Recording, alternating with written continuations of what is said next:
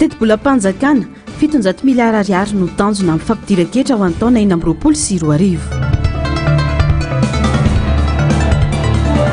Fanapakevitry ny JEM samy tompona andraikitra ny fanjakana na ireo mpandrarà ho Idanira Koutsan.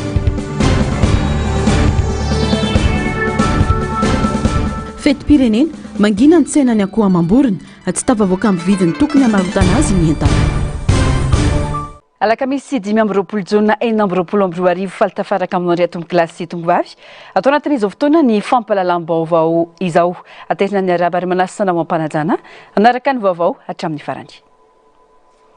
Makasika ny fiatriana ny fetim-pirenena avy hatrany mbola tsy afaka ary tsy mahalo teny Madagasikara raha ny zava-misy ny olom-pirenena satria na ny varoan'ny malagasy aza mbola farana any ivelany. Mangony fotsiny ireo endrika fanomezana vana ny vahiny manjakazaka eto amin'ny firenena amin'ny lafiny maro ho ny olom-pirenena. Hita taratra ihany koa ny fitsaban'ny vahiny ankolaka amin'ny fitantanana ny raharam-pirenena malagasy. Na izany aza nefa tsy afaka iolon'olona isika raha tsy misy ny fiakinan-doha any ivelany hoy ny fanamafisana ka amaritana ny tsy mbola fahafahan'ny firenena mahalo tena tanteraka. Fanampanazavana eo amin'ny rindran-tsariny ny Artanjona. Igadona afaka ho ravitsivetsy ny daty ny 20 jona, daty manandanja amin'ny tantaran'ny pirenena malagasy dia ny fankalazana ny tsingeritaona ny virena ny fahaleovantena ny Madagasikara izay nambara ofisialy ny 20 jona 1700 taorian'ny dinika teo amin'ireo mpitaritolona politika malagasy sy ny fitondrana frantsay tamin'izany fotoana.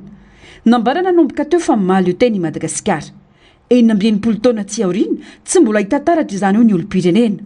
Mbola miankin-doha tanteraka amin'ny any ivelany Madagasikara eny fa na ila Frantsa aza noho ny fifanarana fiaraha-misy misy eo amin'ny firenena rotonta hatramin'izao amin'ny sehatra maro lavy. Toa saritsary ny ara-taratasy fotsiny izany ho ny fanazavana. Mahalo teny Madagasikara manana sainam-pirenena, manana hira-pirenena, ny tarigetra, manana filoha saingy mbola hitantaratra ny fiakinan-doha sy ny fitsaban'ny vahiny ny sehatra maro ka na hatramin'ireo sakafo hohanina aza mbola afarana ny ivelany. Na izany aza nefa tsy afaka ny olon'olona fotsiny amin'izao i Madagasikara fa tsy maintsy mila ny any ivelany na ara-tsakafo izany na ara-bola sy ny maro hafa. Tsy fiankinan-doha amin'ny hafa ny atao fahaleovantena manko izany amin'ny firenena hafa sy ny raha kanefa ny raha ny zava-misy amin'izao ny resaka géopolitika sy ny tariny tsy afaka amin'ny olon'olona samirery le firenena ray zany dia atreto aloha zany mbola sarisariny hitantsika ihany koa le tantaran'ny Madagasikara nomeny frantsay tsotsoso forme le izy fa tsy tena hoe nomeny tanteraka le fahaleovantena sika dia zay mbola misy fiankinan-doha amin'ny zareo zany ara-toekarena na ara-stratézika ara-miaramila zany sy tsika zao mbola magnafatra vary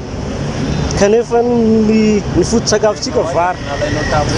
na ny sakafosika ary zany mbola sy mahaleo tena sika ara-tsakafo. Fahaleovantena zany fahafahana ngamba amin'ny ampahany fa tsisy rehetra satria ohatrany hoe resaka ekonomia zany zao fahafahana amin'ny ekonomia miankina amin'ny any ivelany fa tsy tena mahaleo tena. Raha mbola zao rivotra iainantsika zao dia tsy mbola leo tentsika na mbola iampy 20 taona foana raha juska tsika ataon'ny olona efa ataondreo vahiny kilalao zany tsika. Zareo no manjaka kokoa eto amintsika zay ny anaovakeo tsy mahaleo tentsika gasy. Be be ny ahitana an'izany ny orinasa, ny fiarahamonina dia mbola tsy haleo tentsika zany. Fitondrana ihany rehefa mitondra mitarika tsara amin'ny lalana tena tsara amin'ny fahombiazana dia manaraka amin'ny vahoaka. Araka izany, lafiny zavatra maro no ankinan'ny famaritana natao hoe fahaleovantena, saingy tsy voafetra na voafaritra kosa ny fitiavan-tanindrazana eo amin'ny olona tsirairay. Tsy aseho amin'ny fiatsika fotsiny izany fa mila fandraisana andraikitry ny rehetra mihitsy ka voalohany amin'izany mpitondra fanjakana ho ny fanamafisana. Voalohany indrindra maritan'ny olom-pirenena ny hoe fitiavan-tanindrazana dia ny fananjanany maha-izy azy ny firenena, tsy atakalo na ampitaina amin'ny firenen-kafa. Ny atao fitiavan-tanindrazana amiko aloha zany no maritako azy dia ngamba resaka fananganan-tsaina amin'izao fotoana izao dia fankalazana le fetim-pirenena manao miavaka amin'ny isan'andro dia fankalazana fanehoana le izy zay. Fitandrazana tsika malagasy matoa maro ny gasy miady ho an'ny tany eto. Fitandrazana zany tsika mazava ho azy tokony hoe amin'izao fetitsika zao dia ny antsika no andrandraina kokoa. Zavatra vita gasy ohatra ny arendrina tsy dia variana ny manenoneno ny sonoty itsika. tokony hanangan-tsaina zay atsangatsika mifanevantsika amin'ny matsikatsika amin'ny malagasy atsika mifanevam-pirenena nisan'ny famantarana fa gasitsika tsy hoe zavatra foronina fa tena zay ny izy tena hoe tianao le Madagasikara anao a malagasy ianao a dia manaja rehetra zavatra misy eto amin'ny tany firenena misy ianao samy manana ny manandrify anazy ohatra zao ny militaire mahatony tanindrazana misy izy vesy amin'ny fihetsika ara-baso sy ny fiarovana ny firenena ny anazy raha ohatra ka fivavahana izy mivavaka ny firenena koa zay ataoko hoe fanehoana anazy amina fihetsika zany dia raha ohatra hoe ho an'ny mpanabe le izy ny fikolokoloana ny tany kezasika no tena ataoko hoe mba ho avenir ny ty Madagasikara ty farafarany dia zay samy manana ny manandrivy anazy zany le ny fihetsika hoentina anehoana le fitiavan-tanindrazana. Fototra goavana indrindra isiny tena fahaleovantegna ny fananana fanabeazana sy fahaiza-miaina mampiatra ny kolotsaina ny teny ifanaraka amin'ny vanim-potoana sy ny zava-misy. Mila fahatongavan-tsaina ny rehetra ihany koa nanamafisana ny fitiavan-tanindrazana izay fototry ny maha-izy azy sy ny fampandrosoana ny firenena.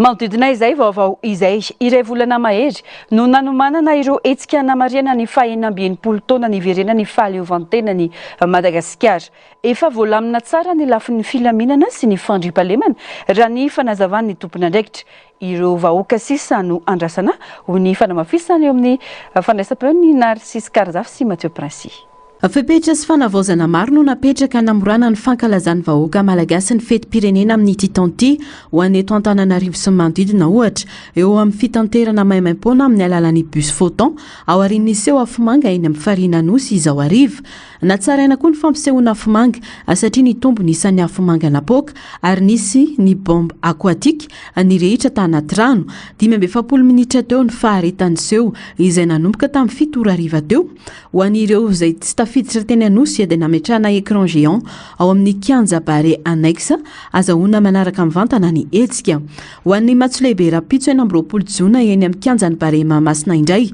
dia isokatra amin'ny 10 ora sasany maraina ny vavahady andraisana ny mpijery manomboka amin'ny 10 ora sasany maraina koa ny fitanterana maimaim-poana ireo rehetra te hanatrika izany ka hiainga eny amin'ireo aksa efa voafaritra izany. Ho fitandronan'ny filaminana sy ny hain'ny filohan'ny fanavaozana dia napetraka ao anatina trano fitaratra tsy laitra ambala ny tenany sy ny vadiny irany vaovao. Anomboka amin'ny 7 ora sasany maraina ny fanentanana samihafa raha amin'ny 10 ora kosa no anomboka amin'ny fomba ofisialy ny matso. Tombana naharitra adiny 3 eo ny hetsika ary manodidina ny 703 ireo mpandray anjara amin'izany. Anisany mampiavaka ity matso rapitso ity ny fandraisana anjaran'ireo mpianatra manamboninahitra lefitra ahitana vehivavy voalohany teo amin'ny tantara ary isy ihany koa ny fampiratiana sy ny fampisehoana fitaovana maro samihafa ifarana amin'izeo iarahana amin'ireo mpanakanto malagasy sy ny fandaharam-potoana ao aorian'ny matso. Ao aorian'ireo hetsika moa raha ny vaovao avy amin'ny fiadidiana ny fanavaozana ny Repoblika dia hiasa hitatitra ny olona monjy fodiana ireo bus photon.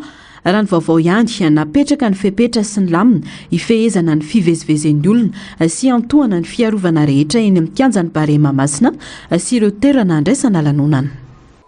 Fanogadona ny atoandro teo teny amin'ny seranam-piaramanidina Ivato. Ny fiaramanidina manokana nitondra ny filohan'ny vondron'ny Nosy Comore Azali Assoumani. Tonga nanome voninahitra ny fankalazana ny fahatsiarovana ny iverena ny fahaleovantegna ny Madagasikara. Nitsena azy teny ampahatongavana ny Praiministra Rajaonarson Mamptina izay naneho fankasitrahana ny filoha komoriana amin'ny fanehoan'ny firaisan-kina amin'ny fitondrana fanavaozana sy ny vahoaka malagasy.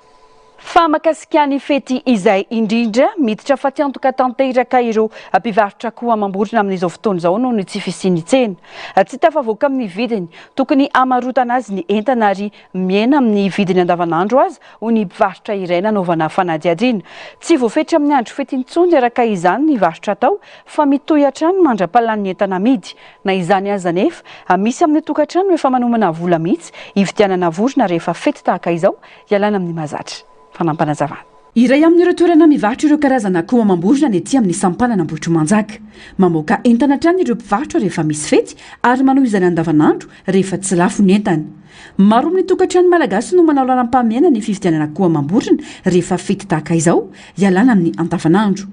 Izay voalohany am-pelantanana no ampiasaina ho ity raim-pianakaviana ity. matetika ena na akoho na trondro rehefa andavanandro ka tsy maintsy natao miavaka izany rehefa fety anokalana vola mihitsy ividianana vorona raha itsy ariary no omanina amin'izany eny ampelantanana moa tsy misy manina be fa zay kely ampelantanana eny le esina anaovana fety mampifampaliana kelina akisy raha mijery vidiny entanetana somary enjakenjana ihany fa arak'izany moa zay takatra ny vola ihany vidina aty misy voana lasray hetsy tsara mezezangeza misy eninalina valoalina ohatrananay zao dia le valerina ray hetsy mijerena am'izao fa zay ny ampelatany dia tsy maintsy afina am'izay misy mampiavaka zany zay mampiavaka amin'ny fety zavanandro aloha hena akoho fa rehefa mafety dia mba miavaka kely hoe atao tsiloza na akisa mba iarany tena akavy sakafo vitika zay mihitsy nandehanana aty mihitsy ay fa mbola mijery hoe aizany azoazo atao am'izay valerina rehetra zay mahalala ny mpividy ety an-toerana na dia efa talaky maso manamorona ny arabe azany misy ny tsena efa betsaka raha teo ireo mpivarotra ka zara raha mafy ny tsirairay tao anatin'ny tapakandro maraina vorona iray no mbola nisy ny vidy teto amin'ny ity mpivarotra iray ity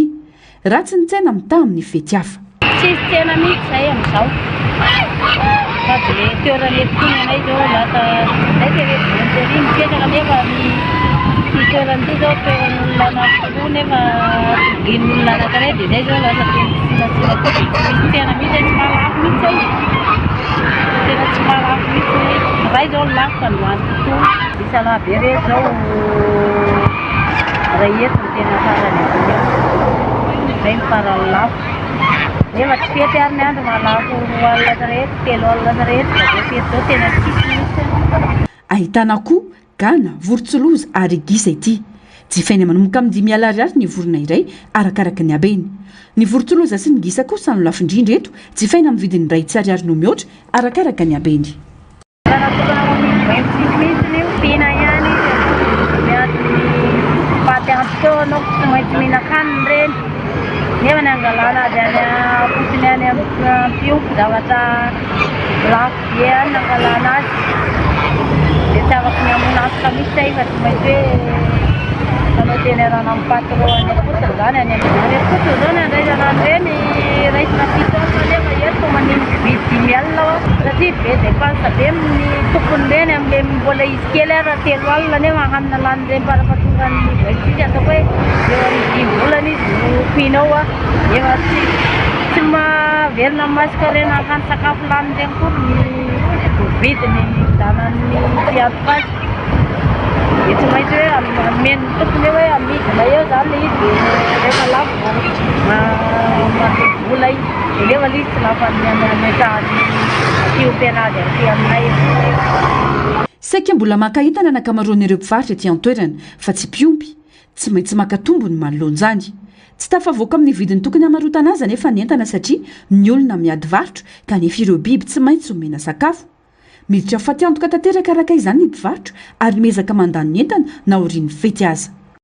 mifaninana ny tsenany vita malagasy sy ny vita sinoa eny an-tsena amin'izao akatoko ny fety izao na ny resaka kilalao zany na ny arendrina manamafy kosa nefa ireo mpivarotra fa niavaka tamin'ity taona ity no ny fiazakazan'ny olona manjifa ny vita malagasy mora rahateo ny vidiny ary afaka noana ny vita malagasy hoy ny mpanjifa na dia fa nisy aza ny famerana ny petara sy ny laser amin'izao andro fety izao hita mitobaka eny an-tsena zany tsy misy atahorana ny momba azy ireo hoy ny mpivarotra ary misy manjifa foana na tsy andro fety azy ka ireo teratany vahiny no tena mividy azy ireo falampanazavany eo amin'ny sariny ny artanjony velim-panantenana ny ankamaroan'ireo mpivarotra arendrina taratasy eny an-tsena fa tsara tsy toy ny isantaona ny tsena tamin'ity miazakazaka manjifa ny vita malagasy ny ankamaroan'ny olona na eo aza ny fidobahan'ireo arendrina vita sinoa maro loko maro karazana no mamoaka hazavana manjelanjelatra manaitra ny maso sy misy feony misy makatra amin'ny arivo isy eo amin'ny mpivarotra iray rehefa tena mandeha ny-tsena natao mora sy takatry ny fahefa amin'ny vidiny maro ihany koa ny vidiny satria mitovy amin'ny isantaona ihany manomboka amin'ny 500 ariary hatramin'ny 4,000 ariary ho an'ireo arendrina taratasy makasary ny sainam-pirenena mitovy ny isantaona foana moa le izy satria hitanao araka le mamalagasy ny malagasy dia le sainam-pirenena ohatr'izao zany dia manome saina ohatr'izao mihitsy ny tena tian'le olona satria andro fahaleovatena manko zay dia le ohatra zao le saina ohatra zao misy kely misy ohatra zao zany ohatra zao mividy moa tsy miovy tsy miova fa mitovy ny isataona ihany ny arendrana taratasy le kely indrindra zao izy 500 dia manaraka 5000 dia manaraka 10000 15000 30000 le lehibe ohatra zao izy vao tena mandeha ao anatin'ray andro zany areo mety hoe mamoaka entana firy ireo raha tarafana izay hoe mandeha kokoa le izy zay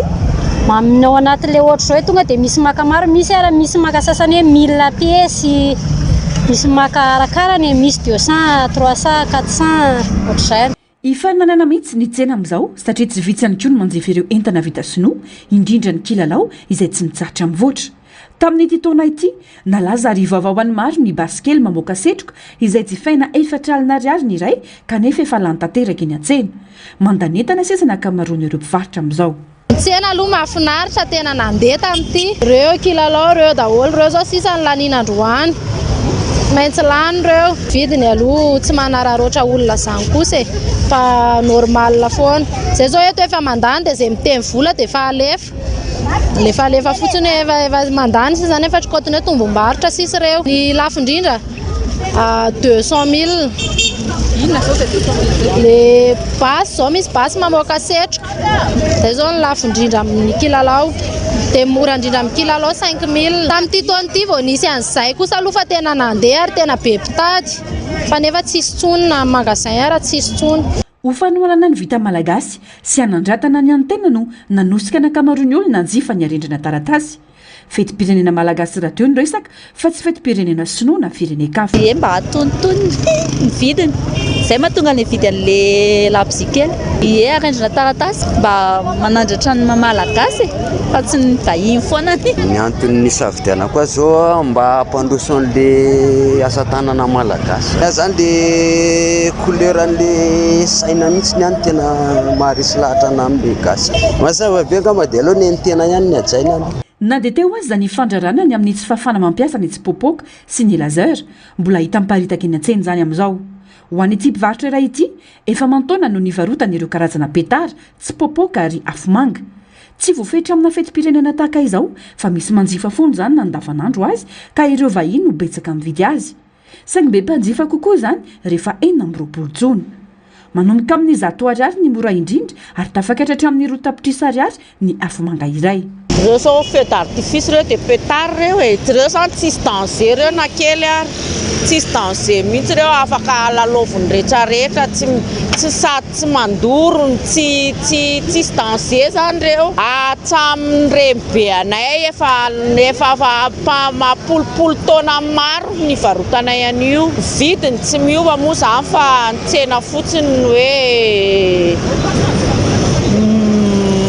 mandeha any zany le izy fa hitanao hoe miena fividianan'ny olona anazy moa misy koa le fandrarana dia matahotra ny olona hividy fa ny mpilalao anazy mividy foana ary zato ny petaraka hatramin'ny 500 ny singan'ray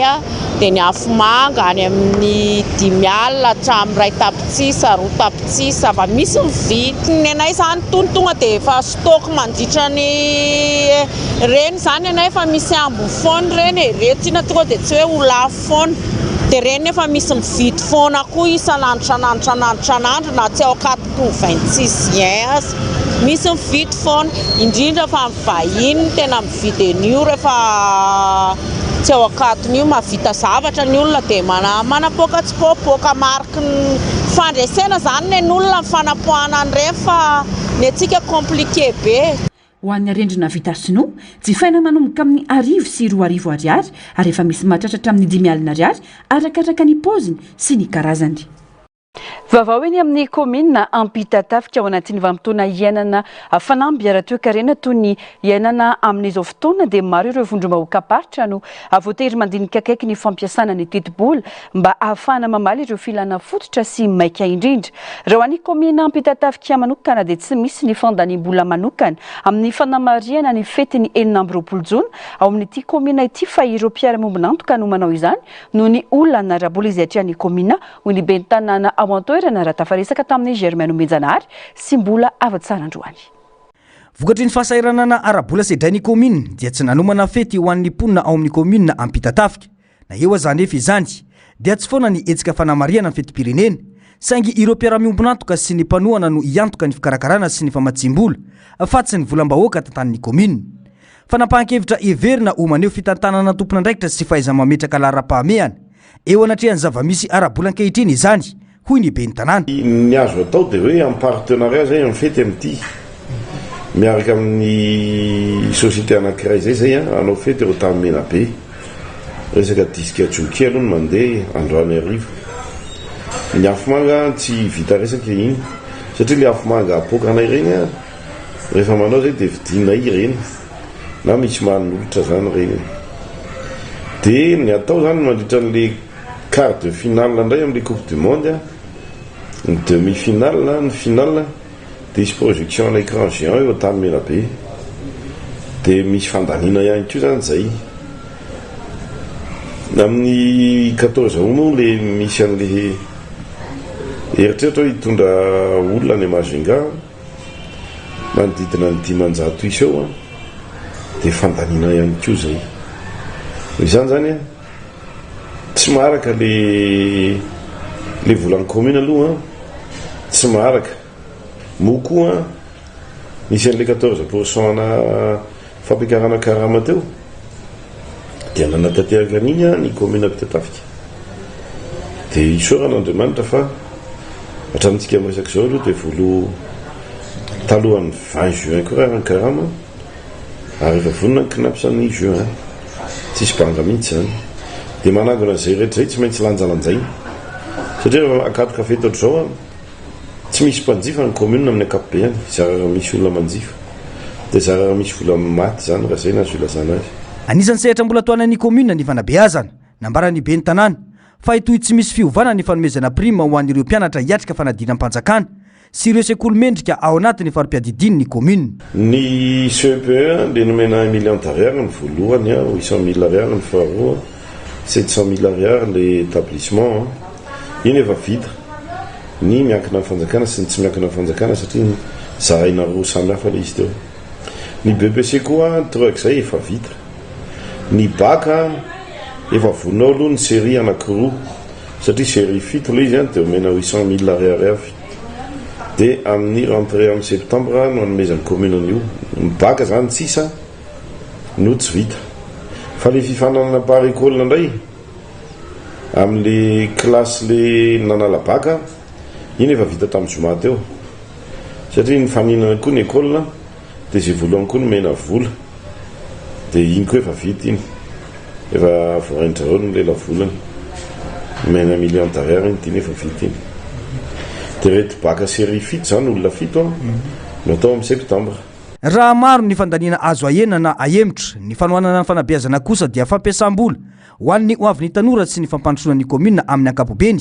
ka tsy azo atao ambany zavatra hoy ny fanamafisana izay ny eny ampita-tafika fa tsy afa-misaraka amin'ny malagasy rehefa fety tahaka izao ny fihinanana sakafo miavaka amin'ny andavanandro sy ny fanaovana fety iarana amin'ny fianakaviana samy manao izay ho hafa ny araka izay eo ampelantanany araka izany ny rehetra hiatrehana ny fety ny fotoana toy izao koa nefa no ifambozarana ny amin'ny commune sy ny fokontany ka matetika mahazo ny anjarany amin'ireny ny zokiolona sy ny ankizy ankoatra ireo fitaovana ety manatanteraka ny asa iny fotony ny sitraka fanampina avy amin'ny PDS Antananarivo ireo mpiasa any amin'ny boriboritany fahenina manodidina ny 20 samy nahazo ireo entana ilaina amin'ny andavanandro ihany koa izy ireo toy ny menaka vary sy ny sisa niavaka ihany koa ny teny amin'ny fokontany ambodiny tsotry tamin'ity fetim-pirenena ity vokatry ny fifanampiana teo amin'ny fokontany sy ny fikambanan'ny mponina ka nahafahana anjara fanampiana ho an'ny zokiolona mihoatra ny 70 taona manodidina ny 300 sy ankizy 900 teny an-toerana androany tanjona iombonana nahafahany rehetra miatrika ny fety ampilaminana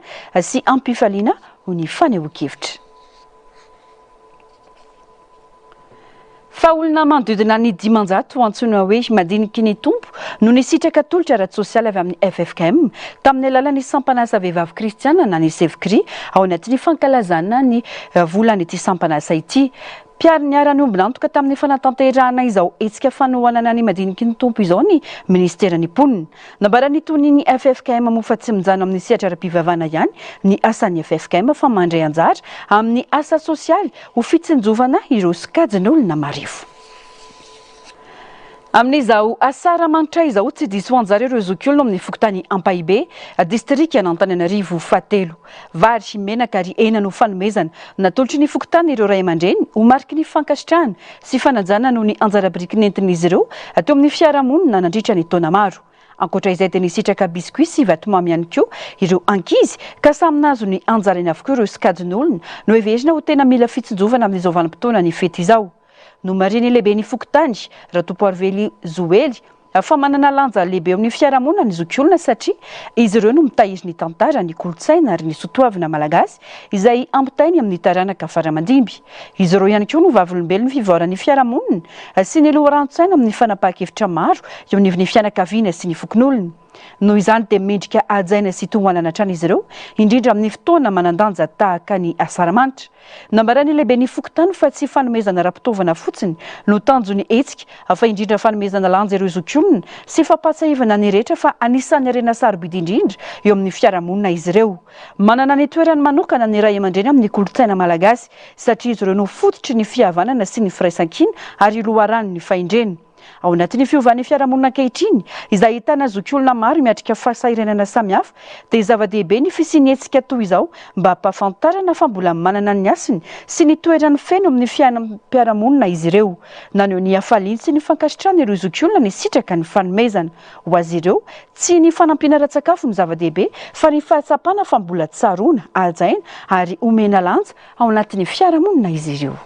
Lafim-baovao hafa tanteraka kosa indray nandray fanapahan-kevitra ny GEM omaly. Fanatsahatra ary tsy fampidinika intsony amin'ny fanjakana manoloana ny raharan'ireo mpandraharaha misa efatra voatonona ao anatin'ny raharaha SMGD sy ny CNAPS. Misy andraikitry ny fanjakana ny zava-misy amin'izao fotoana fa misy antony avy amin'ny mpandraharaha koa ho ny mpandraharaha Dany Rakotson. Ny fanakakezana ny mpitondra ataon'ireo mpandraharaha sasany mba azoana manao izay tiana atao dia isan'ny antony mahatonga izao zava-misy izao ho ny fanamafisany amin'ny fandraisam-peo ny Germain Menjanahary sa tsy rindran-tsary ny mbola avatsara.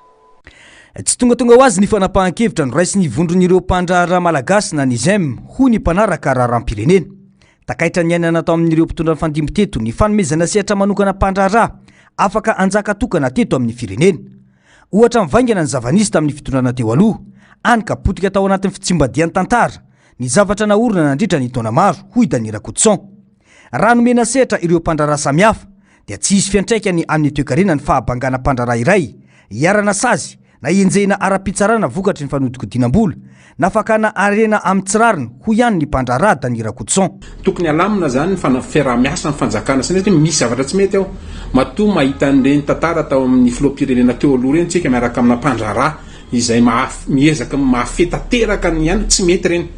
satria rehefa mampalahelo nanangana orinasa izy ao anatina fotoana fohy dia ohatrany rava-daholo ny zavatra trandrahana tao anatin'ny apolo-taona maromaro. Tompona andraikitra mivatana tanteraka amin'ireny ny fitondram-panjakana satria namela olona afaka nandraharaha mitokana tsy nieritreritra ny namana sy ny mpandraharaha hafa. Dia nefa izay mihitsy ny rôlin'ny fanjakana marola regaliana azy miezaka mandanja lanja mba samy azo tombony daholo ny mpandraharaha rehetrarehetra. Ka matoantsika tonga amin'izao fotoana izao mampalahelo ny zavatra mampalahelo ohatran'izao sady misy takaitra ny zavatra nisy tany aloha le zavatra no misy takaitra ny tsy fahandraisa nandraikitra ny fitondram-panjakana mba hisiany arofanina mba tsy hatongavana amin'ny zavatra toy izao. Satria matetika ny akabetsahan'ireo mpandraharaha io ane tonga dia manakaiky ny fitondram-panjakana manohana ny fitondram-panjakana mba azahoany marché public. Dia izay zavatra izay no mampalahelo satria tsy mipetraka intsony ny rôle régalien le fitondram-panjakana mba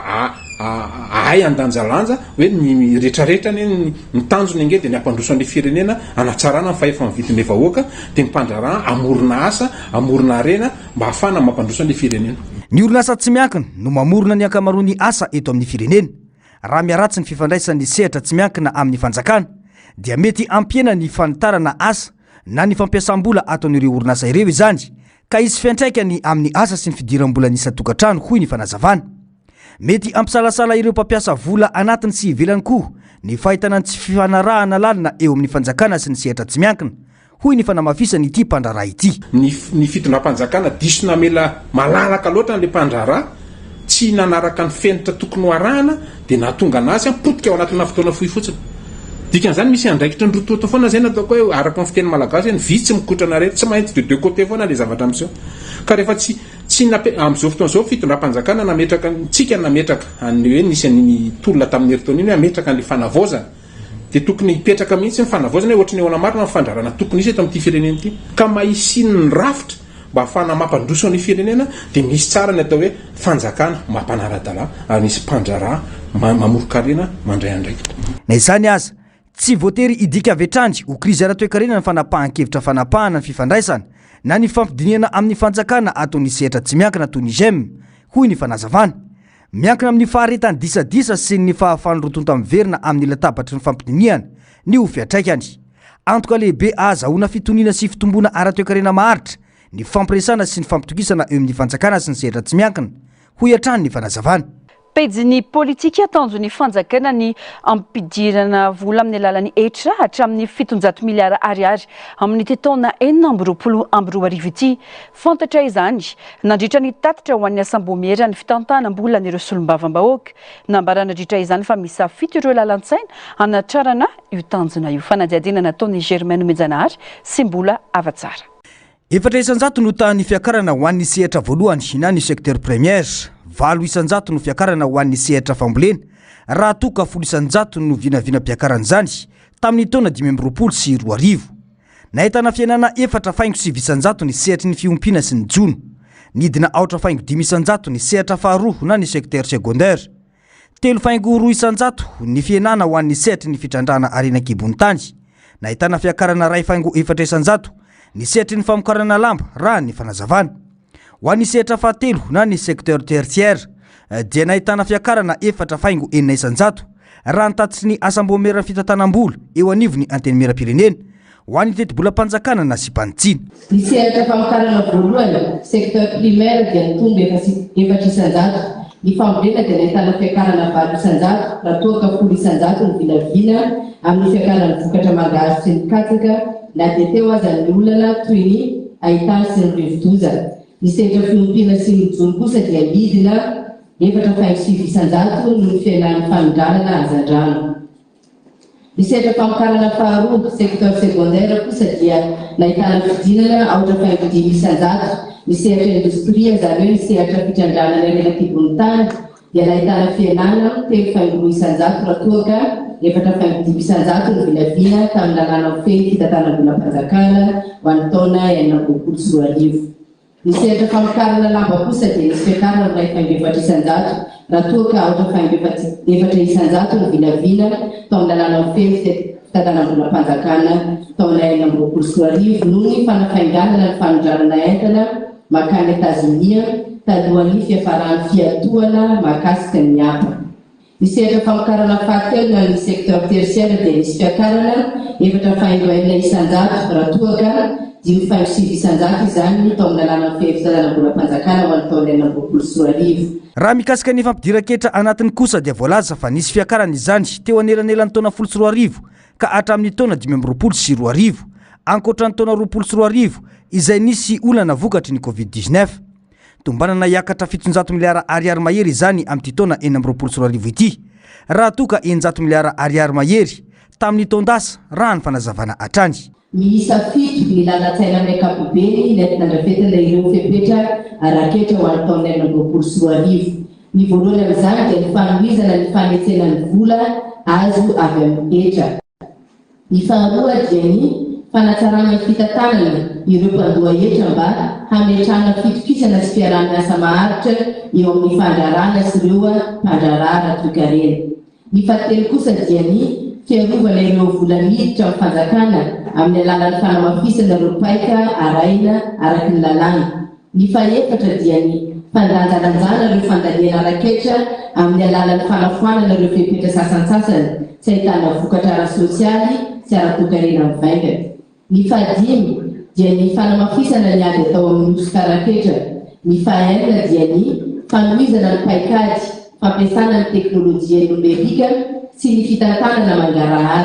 ary ny fahafito farana dia ny fanaraha-maso akaiky ireo trosa raketra tsy mbola voaefa ny mpandoha etra tanjony fitondram-panjakana amin'ity fandrafetana ny teti-bola-panjakana sy mpanitsina io ny ampifanarahana ireo filany vahoaka malagasy amin'ny vola miditra sy mivoaka ho an'ny fanjakana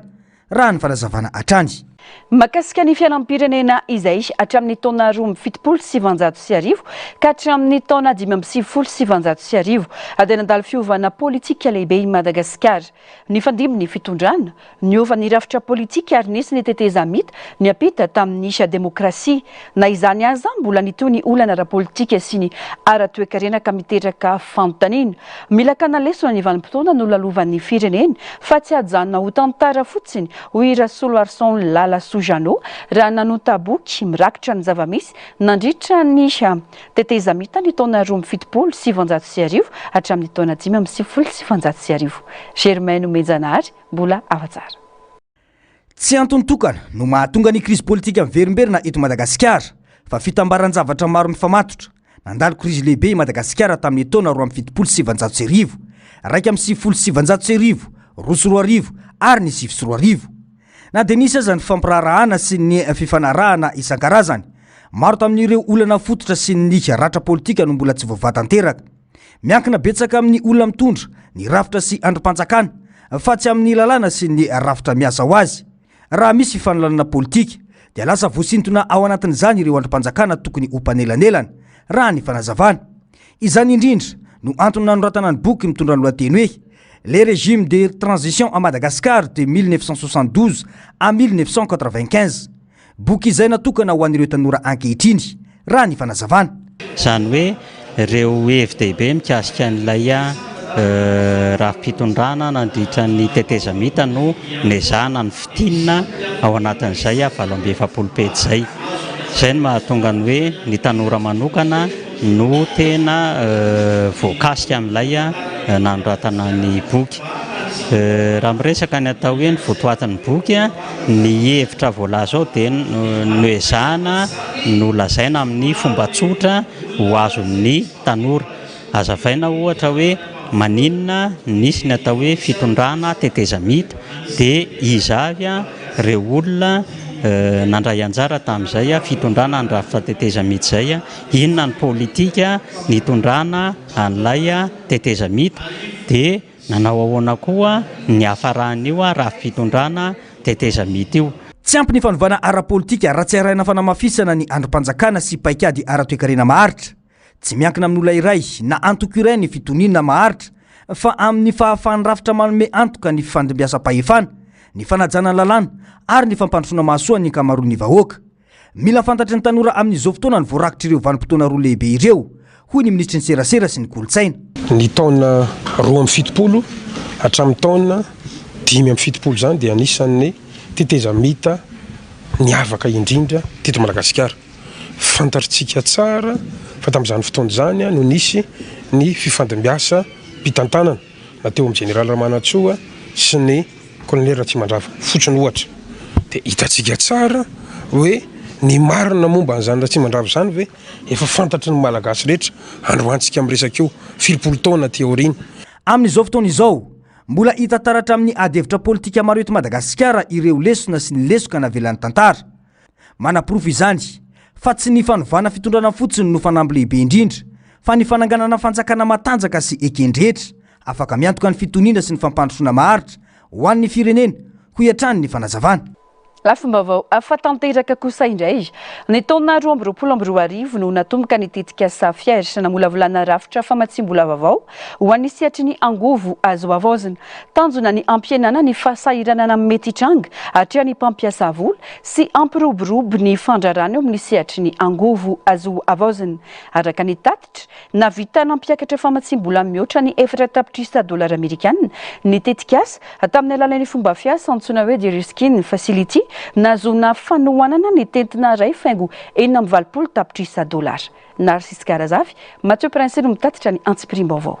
Fianakaviana 500 no nisitraka amin'ny réseau solaire atokantrano 473 hafa nahazo nano réseau miisa 700 ary mahery 990 sy ariary na tokantrano nahazo kit solaire tsirairay Ankoatr'izay, start-up sy orinasa madinika salatsalany misy 540 no notoana ny incubateur d'énergie durable na ny UED ka 510 tamin'ireo no nahazo famatsim-bola $10,000 avy anitarana ny vahaolana ara-teknôlôjia entiny araka ny tatitra navoaka nandritra ny famaranana ny tetikasa fière nampahafantariny gouvernemanta malagasy sy ny sapandrarany firenena mikambana eto Madagasikara tamin'ity herinandro ity ny vokatry ny tetikasa financement intégré pour les énergies durables na ny fière natomboka tamin'ny taona 2024 anamafisana ny famatsim-bola ho an'ny sehatry ny angovo azo avozina niarana nantanteraka izany ny tetikasa zany ny PNUD, ny ONUDI ary ny UNCDF ka tanjona ny ampianana ny loza mety hitranga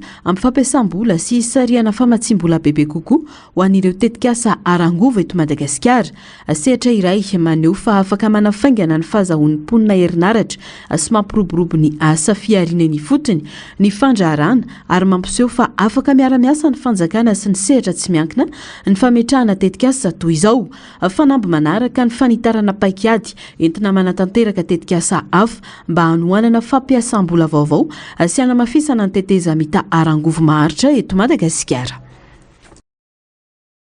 Favotendro talevonjimaiky eo anivon'ny DTMU Andriamatoa Rakotondray vonina Panueltsik chef de corps de la police municipale taoriany fanesorana ny taliteo aloha ainan'irina Albert Estel izay nisotra ireo rehetra niara-ny asa sy nametraka fitokisana taminy ny rary fahombiazana ho an'ny talia vaovao ny tenany nanentan'ireo mpiara-miasa rehetra kosa ny talia vaovao mba no ny asa ampahavitriana sy ampitandremana no ny masehatra mivantana mifandray amin'ny fiainan'ny mponina ny DTMU tontosany maraina teo moa ny fivampindram-pitantanana teo amin'ny rotonta natria ny filoha-lefitry ny PDS voalohany sy ny faharoa ny sekretera jeneraly ny tanàna ary ireo mpiara-miasa isantsokajiny.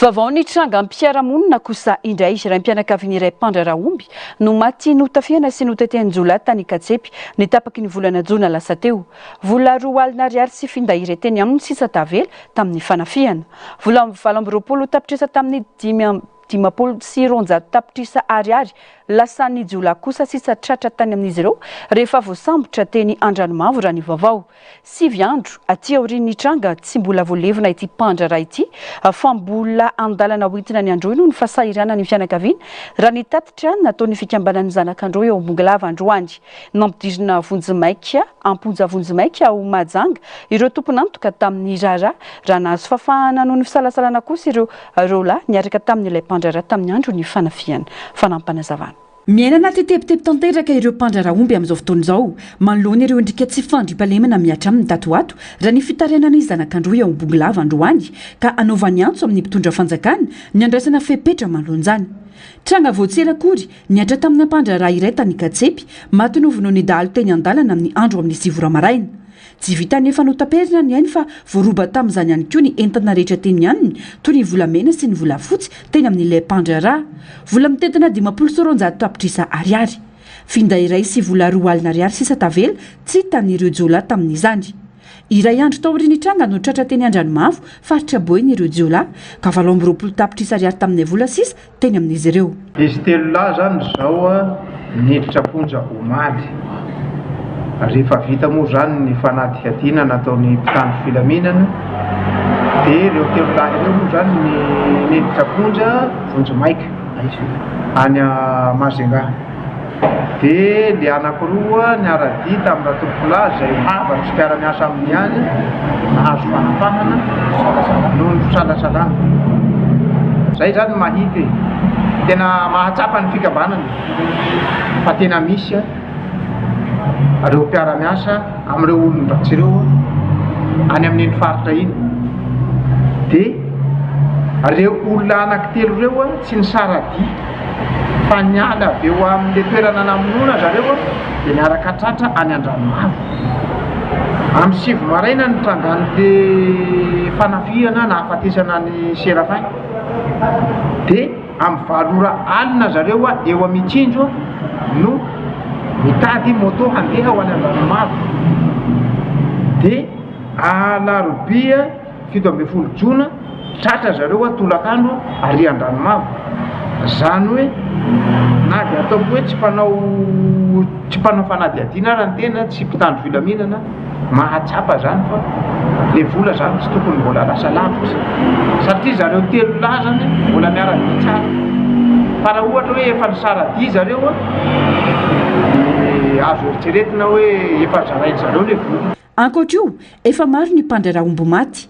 very vola vokatra ny tsy fandrim-palemana miaritra amin'izy ireo. Misy ireo voasakany eny an-dalana ary miova paikady hatrany ireo jola raha ny fanazavana. Miantso vonjy amin'ny mpitondra fanjakana araka izany ny fikambanana ijery sy andra iandraikitra manoloana ity raharaha ity. Dia mikisaka manavaratra zany zao le sakana atao midahalo amin'ny lalana amin'ny fandroahana omby. Zany hoe aty amin'ny distrika Morafenobe sy ny Ambatomainty, ny Besalampy satria ny omby avany zany zao no miakatra mamatsy ny tsena ny tsoro mandika. Dia raha tsisy zany fandraisan'ny fanjakana fepetra tsy isy mpandrara ny ombytsoro zany handeha hidina any amin'ny faritra ndrefana. Dia manaitra ny tompona andraikitra ara-panjakana ny hanohizana amin'ny fanadihadiana amin'ny fahamarinana sy fanadihadiana lalina mba hahafahana mamombotra an'ireo olon-dratsy izay nahavandozana mono any monja Séraphin sy nandrobany volany angatahina ihany koa zany ny hamerenana an'ireo lela-vola izay efa tratra amin'ny vadina tokola Séraphin na amin'ny iray taboaminy ny zanany moa mbola kely daholo. Tena mampalahelo le izy satria na ny vola hamelomany vadiny an'ireo zanany anankivalo ara tsisy toy ny razana mbola tsy milevina fa mbola andalana makany androy amin'izao tsika miresaka zao. Raha ny vaovao ihany nampidirina amponjavonjy maika ao Mahajanga irio lehilahy telo voalaza ho tompon'antoka tamin'ny ity raharaha ity. 7 andro aty aorian'ny Tranga mbola tsy voalevina ity mpandray ity fa mbola andalana entina ny androy no ny fahasahiranany ny fianakaviana raha ny fanazavana.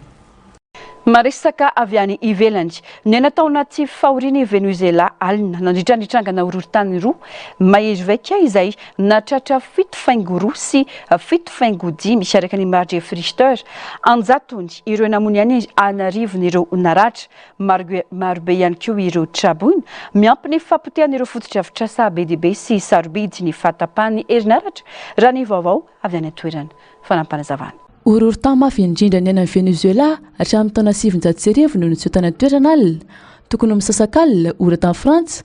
9:30 sekonda taoriana izay niovitra indray ny tany atsimo asinanan'ny mare ka niakatra 7.10 ny heriny araka ny marge frigidaire. Ankoatra ireo horohorontany lehibe roa nisesy ireo dia mbola nisy horohorontany madinika 30 tany hoaniny seho. Olona 420 mahery ny fantatra fa namony eny ary mahery ny arivo ireo naratra ary analina ireo trabony.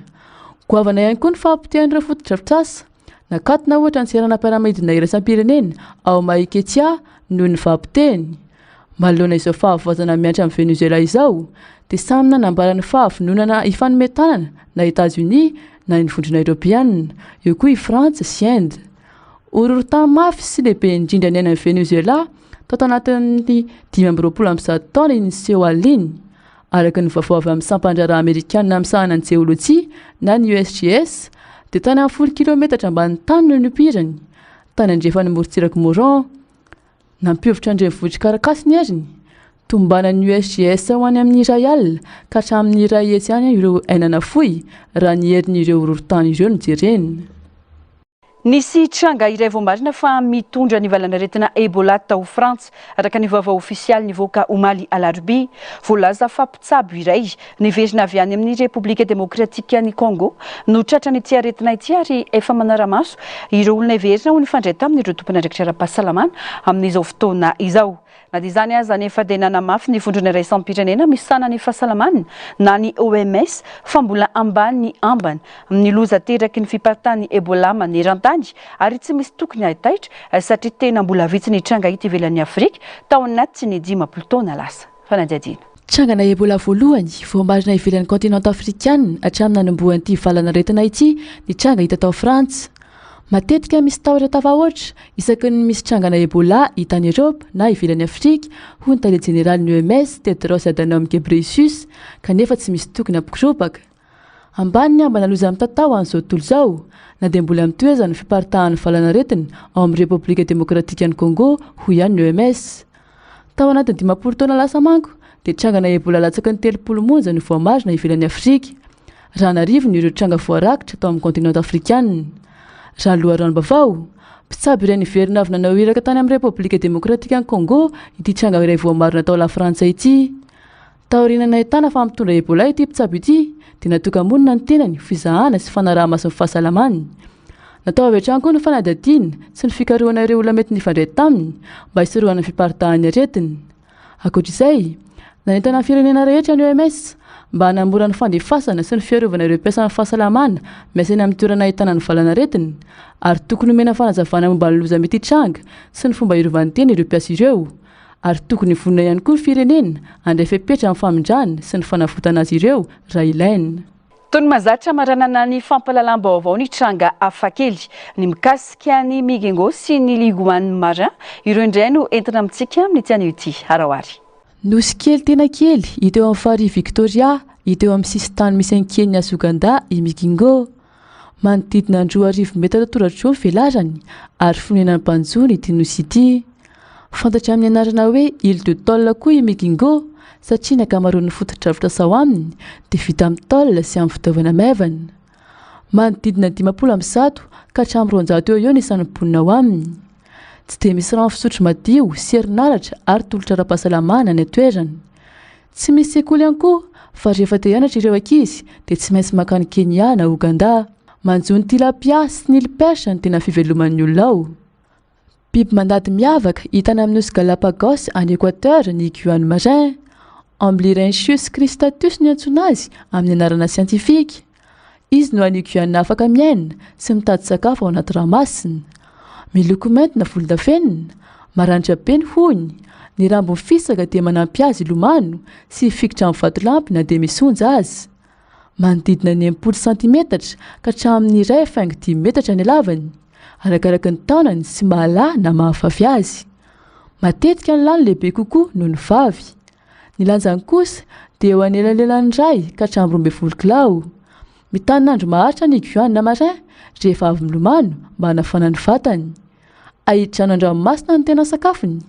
Mampiasa ny nify maranitra ity karazana Liguane ity hanesorana na hidrano amin'ny vatolampy ao anaty rano. Manana taova manokana afaka mamoaka ny sira amin'ny orona izy satria mitelina sira betsaka ny tenany rehefa misakafo. Afaka amena 20 ka hatramin'ny 30 taona ny Liguane Marin. Tapitra ny fampahalalam-baovao tomboky lasy tongovavy mankasitraka anao nanaraka izany hatramin'ny farany. Ny tenako mametraka ny mandrapitafa ao amin'ny rampitso veloma tompoko.